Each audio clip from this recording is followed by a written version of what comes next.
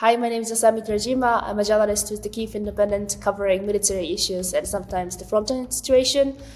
We got a question from Rudy, which said, I read about desertion and low morale within the armed forces of Ukraine, but it's somewhat from unreliable sources. I'd love to know how the freedom fighters of Ukraine are feeling after such a long and brutal fight for survival, an honest assessment of the state of the morale as they hold back the tide of tyranny.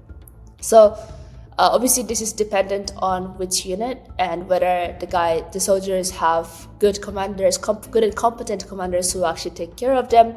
But in many, especially mechanized units that are large, and they're the ones often being placed on the hottest spots of the war as infantry to just hold back the relentless Russian offensives. And in those units especially, the cases of AWOL, absent without leave, and desertion are the highest.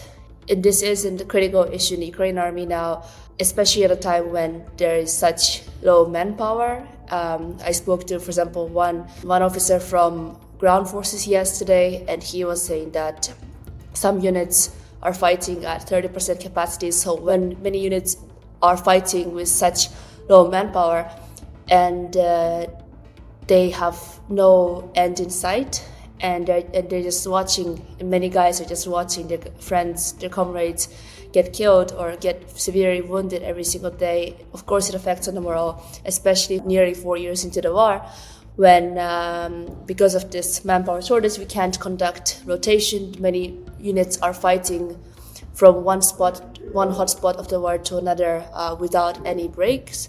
The quality of new soldiers coming in usually say that they're low quality and they're not motivated. So there's not enough people to replace those who have been fighting for nearly 4 years, since the beginning of the full-scale war or since the start of the war in 2014. So the morale is not great. In some units, very bad. If it's mechanized brigades, if it's more elite units such as Azov or Third Assault, yes, they're more motivated because they see the reason why they need to keep fighting. But unless something changes with the manpower situation and Ukraine's mobilization improves, then the morale of the army in general will just go down and down as Russia captures more cities and more towns and villages, and as they continue to advance on the front.